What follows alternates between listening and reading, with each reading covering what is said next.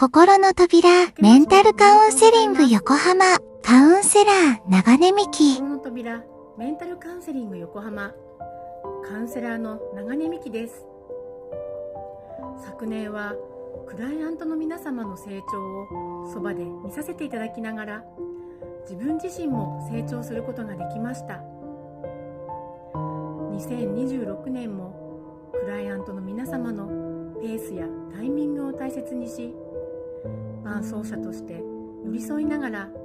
丁寧に向き合っていきたいと思います。本年もどうぞよろしくお願いいたします。